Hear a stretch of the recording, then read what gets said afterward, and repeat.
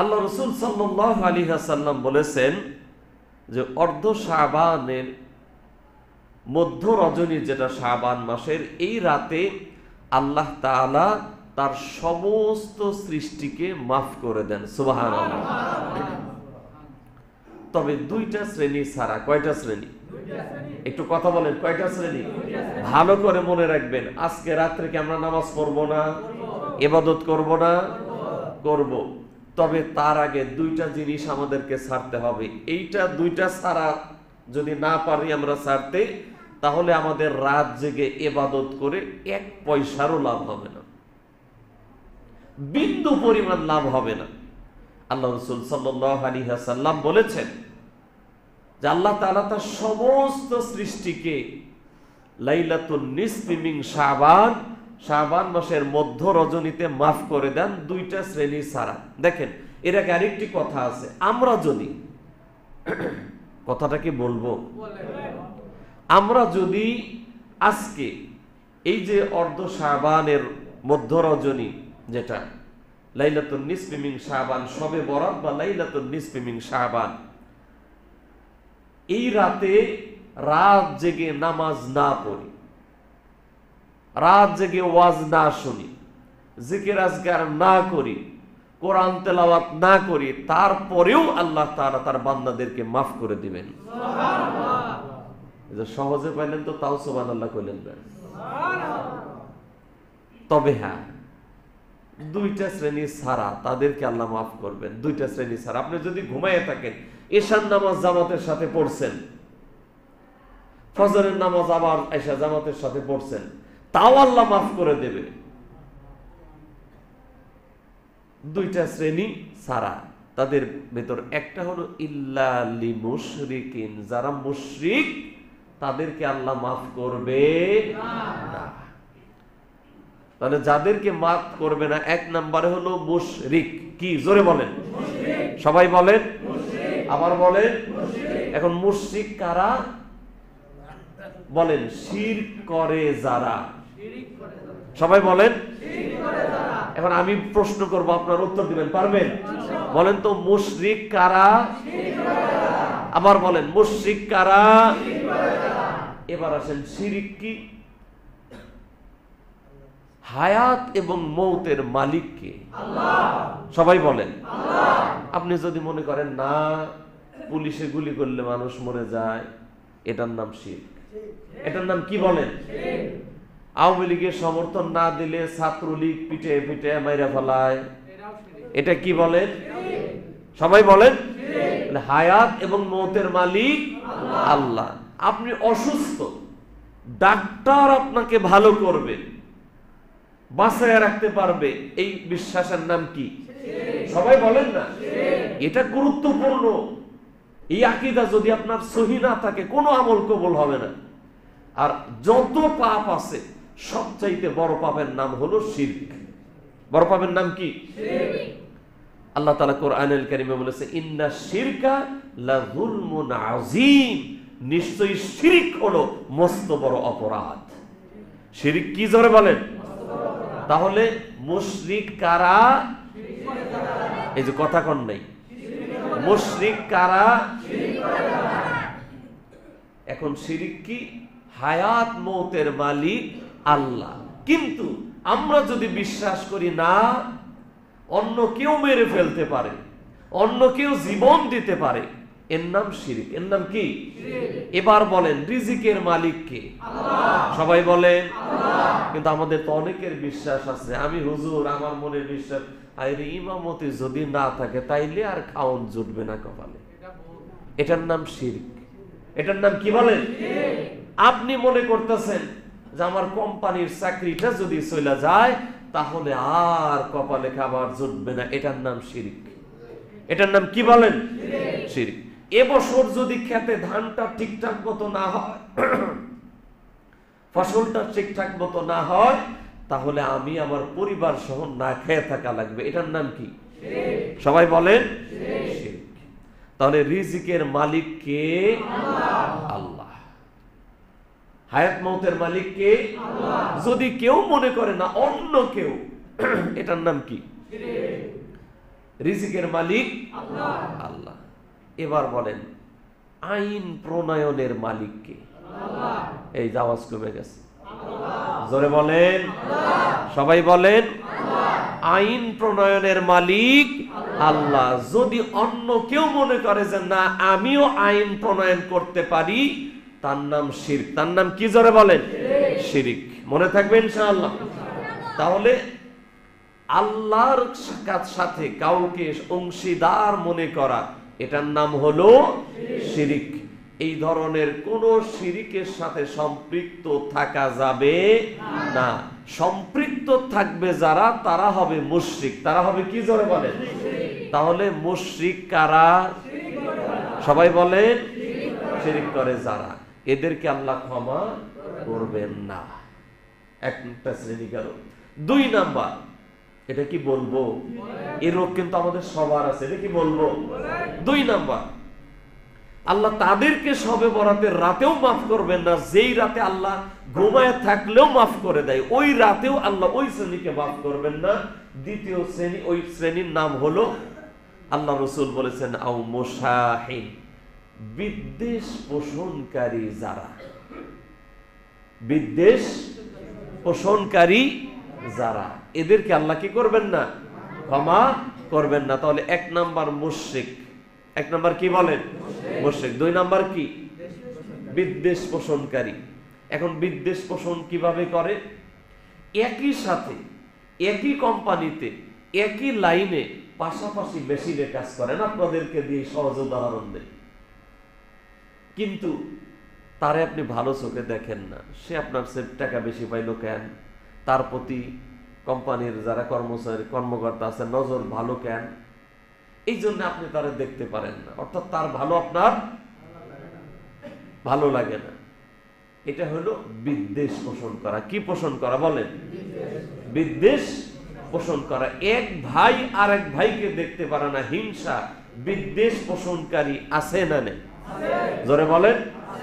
একই বাড়িতে থাকে, 2টা রুমে, এই রুমে একজন থাকে স্বামী স্ত্রী, এই রুমে একজন থাকে স্বামী স্ত্রী। এই রুমের লোক ওদেরকে হিংসা করে, বিদ্বেষ লালন করে, এই রুমের লোক ওদের প্রতি হিংসা বিদ্বেষ লালন করে। এরকম তো নাই কোনো বাড়ি, কোনো বাসায় নাই এরকম। এটা যদি কারো অন্তরে থাকে, আল্লাহ রাসূল বলেন তাদেরকে শবে বরাতেও মাফ করা হবে না। আল্লাহ যেন এই হিংসা বিদ্বেষ এবং শিরক থেকে আমাদেরকে বাঁচার তৌফিক দান করেন। জোরে সরে বলেন আমিন। আমার ভাইরা বাবাজিরা খেয়াল করেন, রাসূল করিম সাল্লাল্লাহু আলাইহি ওয়াসাল্লাম বলেছেন, ইযা কানাত লাইলাতুন নিসফি মিন শাবান ফাকুমু লাইলাহা ওয়া সুমু নাহারাহা।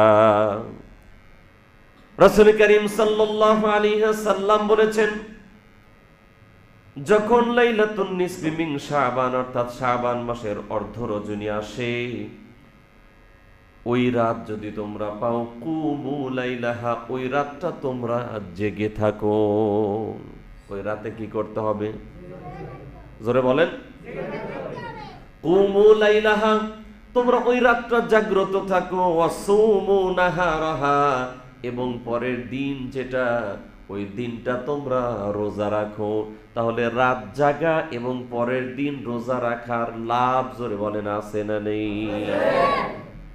আল্লাহ রাসূল বলেন ফাকুমু লাইলাহা, ওই রাতটা তোমরা জাগ্রত থাকো। ওয়াসুমু নাহারাহা, দিনের বেলায় রোজা রাখো। এবার তাহলে বোঝা যায় আল্লাহ রাসূল এই হাদিসে আমাদেরকে আমলের কথা বলে দিলেন যে এই রাতটা যদি পাও, তাহলে ওই রাতটা কি করতে হবে? জোরে বলেন, জায়গা থাকবো। ঠিক আছে না ইনশাআল্লাহ? যুবকেরা তো ঘুমাবেই না, ঠিক না? তরুণেরা, যুবকেরা যারা আছে ওরা তো ঘুমাবেই না, ওরা মোবাইল নেবে আর আঙ্গুল দিয়ে ঠেলবে আর দেখবে চাচা হেনা কোথায়। কি মোবাইল খুললে তো এখন এটা, তাই না?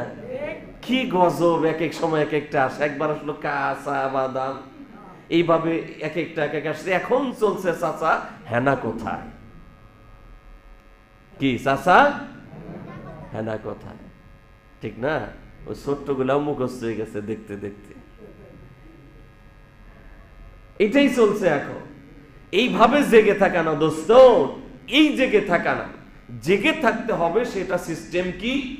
আমরা নামাজ পড়ব। কি করব বলেন? এক নাম্বার নামাজ। বলেন এক নাম্বার কি? দুই নাম্বার তিলাওয়াত। দুই নাম্বার কি বলেন? এক নাম্বার কি? দুই নাম্বার। তিন নাম্বার জিকির আজগার। তিন নাম্বার কি? জিকির আজগার। এর ভিতর ওয়াজ, নসিহত, দোয়া, দরুদ যা আছে সব। তাহলে এক নাম্বার কি? দুই নাম্বার তেলাওয়াত, তিন নাম্বার জিকির আজগার। এরপর আল্লাহ রাসূল আরেকটি আমল করতেন, সেটা আল্লাহ রাসূল সাল্লাল্লাহু আলাইহি ওয়াসাল্লাম এই লাইলাতুন নিসফি মিন শাবানে হঠাৎ করে ঘুম থেকে উঠে গেলেন। উঠে গিয়া কবরস্থানের ভিতরে চলে গেলেন। কবরস্থানে গিয়া দোয়া করতে লাগলেন। আয়েশা সিদ্দিকা রাদিয়াল্লাহু আনহা তার ঘুম ভেঙে গেল, দেখেন বিছানার ভিতরে আল্লাহ রাসূল নাই। তিনি ভাবলেন যে অন্য কোন স্ত্রীর ঘরে গেল কিনা, কিন্তু আল্লাহ রাসূল তো পৃথিবীবাসীকে ইনসাফ শিখিয়েছেন, তিনি বেইনসাফি করবেন যে এক রাত স্ত্রীর যেই ঘরে থাকার কথা তার ঘরে না থেকে অন্য স্ত্রীর ঘরে যাবেন, এমন মানুষকে আল্লাহ রাসূল ছিলেন না। আসতে বললেন যেমন ছিলেন, অসম্ভব। ঠিক কিনা বলেন?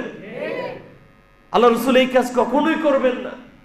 আয়েশা সিদ্দিকা রাদিয়াল্লাহু আনহা তখন বের হয়ে গেলেন, ঘর থেকে বের হয়ে গেলেন। গিয়া দেখেন আল্লাহ রাসূল কবরস্থানে দাঁড়িয়ে দাঁড়িয়ে দোয়া করছেন। সুবহানাল্লাহ। যে রাতে আল্লাহ রাসূল এই আমল করেছিলেন সেটা ছিল লাইলাতুন নিসফি মিন শাবান, লাইলাতুল বারাত, শবে বরাত যেটাকে আমরা বলি। তাহলে এখান থেকে প্রমাণ পাওয়া যায় যে এই রাতে কবর জিয়ারত করা দরকার। তবে হ্যাঁ, দল বেঁধে না, দল বেঁধে না। তাহলে এই আমল আমরা যদি সুযোগ থাকে করব ইনশাআল্লাহ, তবে দল বেঁধে না। অনেক জায়গায় কি আছে দেখেন, বিশেষ করে আমার দেশের সুন্নি নামধারী যারা একটা শ্রেণী আছে না, সুন্নি আছে কিনা বলেন? ওদের কাছে গেলে দুইটা জিনিস বেশি পাওয়া যায়, সুন্নত থাক আর না থাক, দুইটা জিনিস বেশি পাওয়া যায়। এক নাম্বার জিলাপি আর একটা হলো খিচুড়ি। একটা কি? জিলাপি আর একটা খিচুড়ি। মানে মজার মজার খালি খাওয়ান, এর নাম হলো সুন্নি। এর নাম কি? প্রিয় ভাইরা খেয়াল করেন, এদেরকে দেখবেন, এদের যত মসজিদ আছে, এদের যত মাজার আছে, এই মাজারগুলিতে তারা একেবারে আলোকসজ্জা করবে, মসজিদগুলো আলোকসজ্জা করবে। এগুলার সাথে এই রাতের কোনো আমলের, এই ধরনের আমলের কোনো সম্পর্ক নেই। আমল করব যেভাবে আল্লাহ রাসূল করেছেন, সাহাবায়ে কেরাম যেভাবে করেছেন ওইভাবে আমরা আমল করব, এর বাহিরে না। ঠিক আছে ইনশাআল্লাহ? তাহলে এই রাতের আমলের ভিতরে এক নাম্বার কি করব? নামাজ। এক নাম্বার কি? দুই নম্বরে তিলাওয়াত। তিন নম্বরে কি? জিকির আজকার করব তো ইনশাআল্লাহ।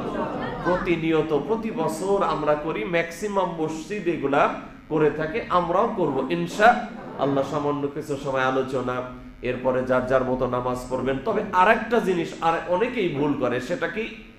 আমারও ধরে হুজুর একটু জামাতে যদি নামাজ পড়েন। আসলে এই রাতে এই যে নফল নামাজ পড়বো জামাতে না, একা একা এককভাবে, সেটা আপনি মসজিদে পড়তে পারেন, বাসায়ও পড়তে পারেন। মনে থাকবে তো ইনশাআল্লাহ? হ্যাঁ, আর একটা কাজ করবেন, প্রতিযোগিতা লাগাই দিবেন এক দোস্ত আরেক দোস্তের সাথে। ওই তুই কত রে? 120। কয় তোর বেটা আমার সাথে পারস নাই, আমার 130 নাকি? এই প্রতিযোগিতা কইরা না, না, কোয়ান্টিটি না, আমাদেরকে দেখতে হবে কোয়ালিটি। কি দেখতে হবে? সংখ্যা না, মান। মান। আপনি এত বেশি 150 রাকাত পড়ছেন, সকালবেলা বলতেছেন এই চায়ের দোকানে বসে কি করছাস? কয় রাকাত? মানে আরেকজন কি পিক আপ নিতেছে, কয় রাকাত? কয় খুব বেশি না, 120। হ্যাঁ তাইতে তুমি কি করছো? আমি তো 150 হয়ে গেছে আমার। এই পিক আপ নেওয়ার নামাজ না, এটা কোয়ান্টিটি না, কোয়ালিটি ফুল। আপনি 8 রাকাত পড়েন, 10 রাকাত পড়েন, 20 রাকাত পড়েন, কিন্তু রুকুতে গেছেন সুন্দর করে বলেন সুবহানা রাব্বিয়াল আযীম, সুবহানা রাব্বিয়াল আযীম, সুবহানা রাব্বিয়াল আযীম। সিজদায় গেছেন সুবহানা রাব্বিয়াল আলা, সুন্দর করে বলেন। 3 বারের জায়গায় 5 বার বলেন, 7 বার বলেন। এরপরে সেজদায় গিয়ে আরো লম্বা সময় কাটায় দেন। মনের যত আবেগ আছে, যত চাওয়া পাওয়া আছে, সব আল্লাহরে বলেন, আল্লাহ যে চাকরি করি, যেই বেতন পাই, এটা দিয়ে তো চলে না, আল্লাহ চলার পথ সহজ করে দাও। আল্লাহরে কোন রোগ ব্যাধি আছে, আল্লাহ ভালো করে দাও, আল্লাহরে কোন। আল্লাহ শুনবেন না? ওয়াসজুদ ওয়াক্তারিব। আল্লাহ এবং বান্দা কাছাকাছি হয় হলো সেজদায়। কোথায়?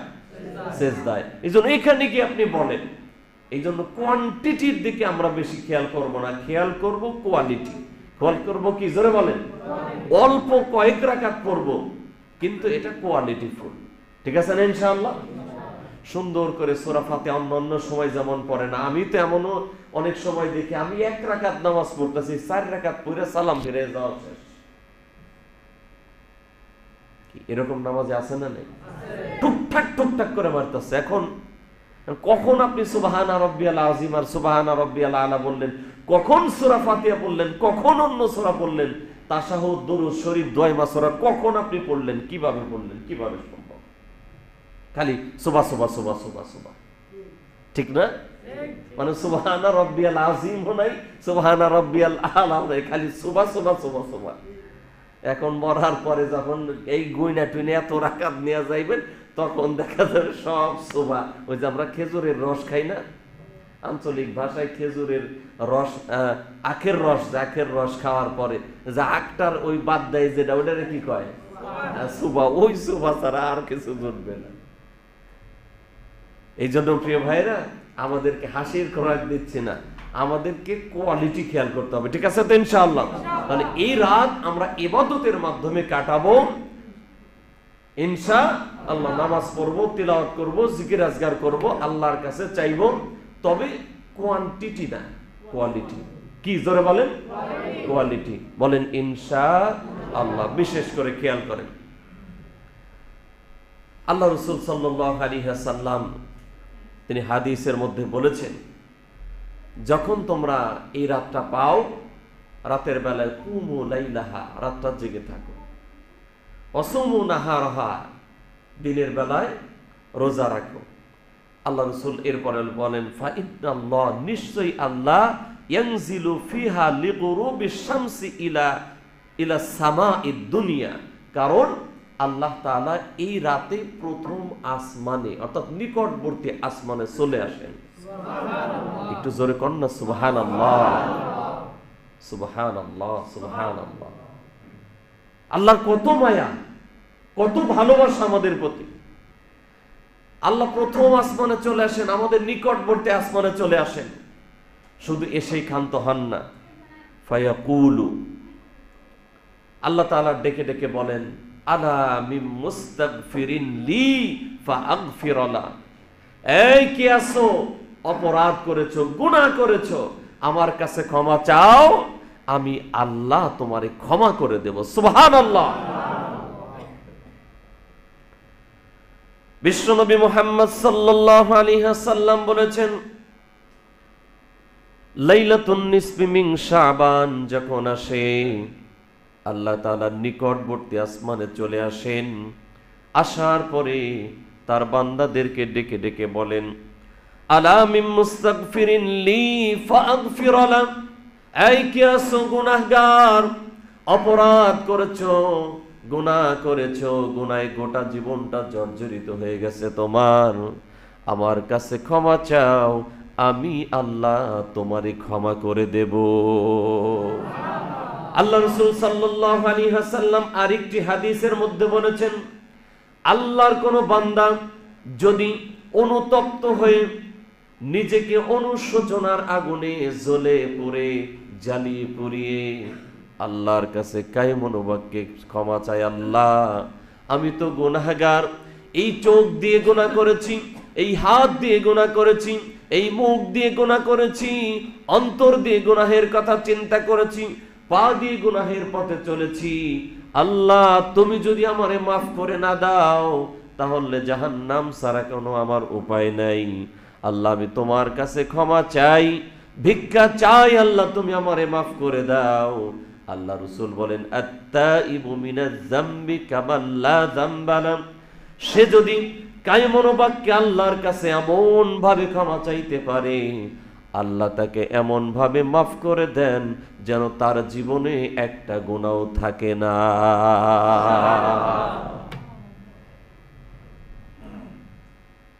দেখেন, আল্লাহ ডেকে ডেকে বলেন যে কে আছো অপরাধী, আমার কাছে ক্ষমা চাও, আমি তোমাকে মাফ করে দেব। সুবহানাল্লাহ। আল্লাহ রাসূল বলেন, আল্লাহ তাআলা তার বান্দাদেরকে ডেকে ডেকে বলেন, আলা মুস্তারজিকুন ফারজুকা, তোমার রিজিকের অভাব আছে, আমি আল্লাহরে বলো, আল্লাহ আমার রিজিকের অভাব,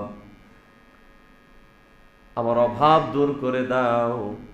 ও আল্লাহ, নিজে খাইতে পাই আর না পাই, সন্তানগুলো যাতে না খেয়ে থাকে, কষ্ট না করে, চোখের সামনে আমার সন্তান না খেয়ে থাকবে, কষ্ট সহ্য হবে না। আল্লাহ তুমি রিজিকের ব্যবস্থা করে দাও, রিজিকের পথটাকে প্রশস্ত করে দাও। আল্লাহ রাব্বুল আলামিন আমাদেরকে সুসংবাদ দিয়েছেন আল্লাহর নবীর মাধ্যমে। আল্লাহ তাআলা তার হাবিবের মাধ্যমে জানিয়েছেন, ফাআরযুকহু, যদি এইভাবে কেউ আমার কাছে চায় আমি আল্লাহ তাকে রিজিক দিয়ে দেব।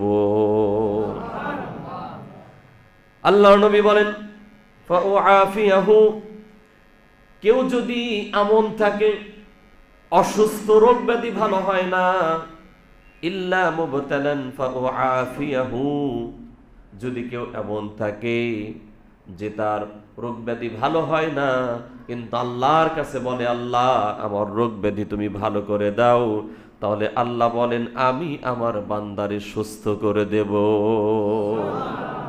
এইভাবে ডাক দিয়া দিয়ে বলেন, এই অপরাধী ক্ষমা চাও, আমি তোমারে মাফ করে দেব। এই কে আছো রিজিকের অভাব, আমার কাছে চাও, আমি তোমারে রিজিক দেব। কে আছো অসুস্থ, রোগ ব্যাধি ভালো হয় না, টাকা পয়সা নাই চিকিৎসা করানোর, আমার কাছে বলো, আমি তোমারে সুস্থ করে দেব। আল্লাহর নবী বলেন, আলা কাযা আলা কাযা হাত্তা ইয়াতুলু আল ফজর। আল্লাহ তাআলা এইভাবে এক একটা বিষয়ের নাম ধরে ধরে তার বান্দাদেরকে ডেকে ডেকে বলেন, আমার বান্দা এই জিনিস তোমার দরকার কিনা বলো, আমি দিয়ে দেব। এই জিনিসটা তোমার দরকার কিনা আমারে বলো, আমি দিয়ে দেব। এইভাবে এক একটা জিনিসের নাম ধরে ধরে একেবারে ফজর পর্যন্ত আল্লাহ বলতে থাকেন আর তার বান্দাদেরকে দিতে থাকে। আমার ভাইরা বাবাজিরা খেয়াল করেন, বিশেষ করে এই হাদিসটা রাসূল করিম সাল্লাল্লাহু আলাইহি ওয়াসাল্লাম বলেছেন। এই হাদিসে যেই কথাগুলো বলেছেন, এই হাদিসটা নিয়ে যদিও অনেকে বলেছেন হাদিসটা দয়ীফ, কিন্তু খেয়াল করেন আরেকটি হাদিস আছে মুসলিম শরীফের হাদিস, যেটাকে সবাই সহিহ বলেছেন। এই হাদিসের মধ্যে আল্লাহ রাসূল সাল্লাল্লাহু আলাইহি ওয়াসাল্লাম বলেছেন, ইয়ানজিলুল্লাহু ইলাস সামাঈদ দুনিয়া কুল্লা লাইলাতিন হিনা ইয়ামদি সুলুসুল লাইলিল আউয়াল।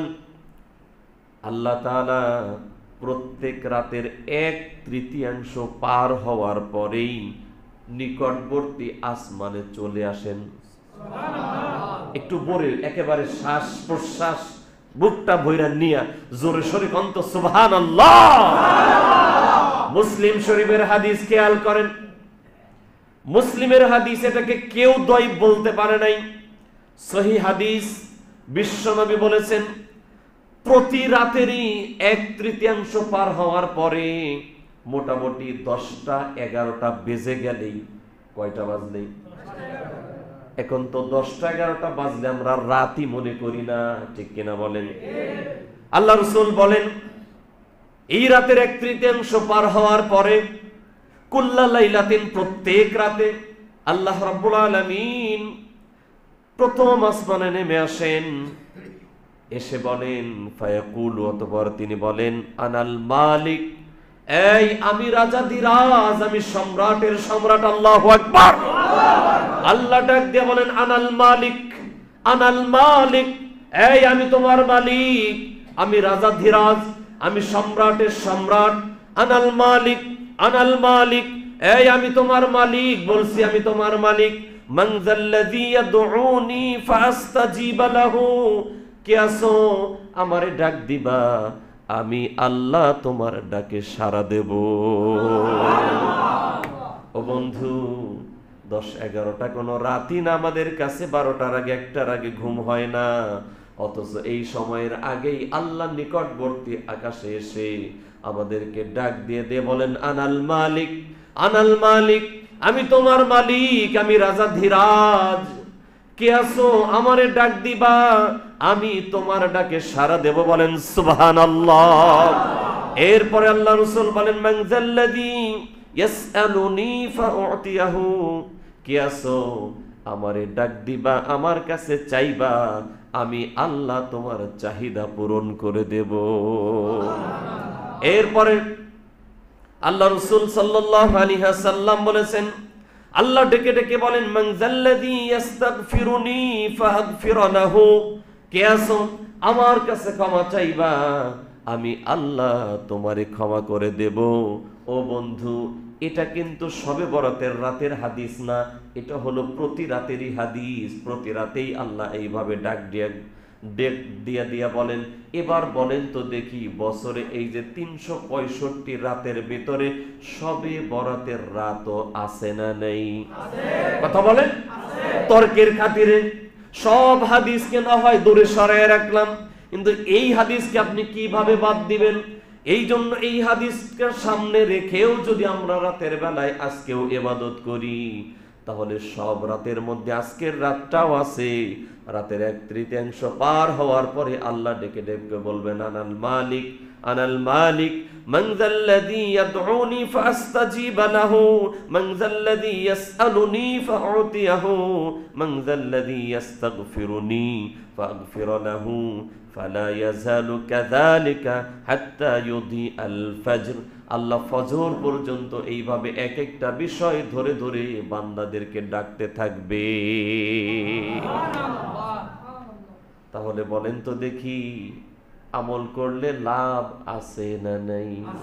জোরে বলেন, লাভ আছে না নাই? তাহলে অনেকেই এই বিভ্রান্তিকর কথা বলে বলে মানুষকে কেন দূরে সরায় রাখবেন? কেন দূরে সরায় রাখবেন?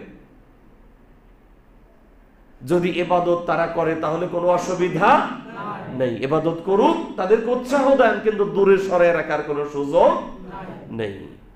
প্রিয় ভাইরা খেয়াল করেন, তবে হ্যাঁ, যেমন খুশি তেমন করলে হবে না। প্রথমে আমি যেটা বলেছি, এত গুরুত্বপূর্ণ হওয়ার পরে 2টা শ্রেণী ক্ষমা পাবে না। 1 নাম্বার মুশরিক, আর 1 শ্রেণী হলো বিদ্বেষ পোষণকারী। এদেরকে আল্লাহ ক্ষমা করবে না। এই জন্য এই মুহূর্তে শিরক থেকে তওবা করা দরকার আছে না নেই? দরকার আছে না নাই? বলেন, হে আল্লাহ। সবাই বলেন, জবান ছেড়ে বলেন, হে আল্লাহ, আমরা তওবা করলাম শিরক থেকে, বিদআত থেকে। আমরা আর শিরক করব না। সকল প্রকার শিরক থেকে বেঁচে থাকা তৌফিক দান করো। বলেন আমিন। দ্বিতীয়ত বিদ্বেষ। দ্বিতীয়ত কি? আপনার পাশের রুমের সাথেও বিদ্বেষ রাখা যাবে না, পাশের মেশিন চালায় তার সাথেও বিদ্বেষ রাখা যাবে না, পাশের ব্যবসায়ী তার সাথে বিদ্বেষ রাখা যাবে না, কারোর প্রতি বিদ্বেষ রাখা যাবে না ইনশাআল্লাহ। তাহলে আল্লাহ ক্ষমা করে দেবেন। আর আমলের কথা কি বলছি? নফল নামাজ, তেলাওয়াত, জিকির আজগার, আর দিনের বেলায় কি? রোজা। তবে নামাজের কথা বললেই সময় বেশি হয়ে যাইতেছে, কিন্তু ডিউটি নাই তো কারো, নাকি? তাহলে 5 মিনিট যদি আজকে বেশি হয়ে যায়, আমি চেষ্টা করতেছি যে আগে নেওয়ার জন্য, আগে ছেড়ে দেবো। যে বিশেষ করে আজকে যেহেতু ছুটি, আর 2-4 মিনিট গেলে অসুবিধা নাই তো। হ্যাঁ, অন্যান্য দিনে আপনারা প্র্যাকটিস করবেন আগে আসার, আমি তাড়াতাড়ি ছেড়ে দেবো। ঠিক আছে না ইনশাআল্লাহ? খেয়াল করেন, নিয়মটা বলেই শেষ করে দিচ্ছি আজকের মতো। তবে হ্যাঁ, নামাজের ক্ষেত্রে এখনো কিছু কিছু লোকের ভিতর বিভ্রান্তি আছে। হুজুর, কয় রাকাত শবে বরাতের নামাজ? শবে বরাতের নামাজ কয় রাকাত? এই যে বইলা ফেলছে, কিন্তু দেখছেন 12 রাকাত। কত রাকাত? না রে ভাই, ওর কোনো ভিত্তি নেই এটা। ঠিক আছে তো ইনশাআল্লাহ?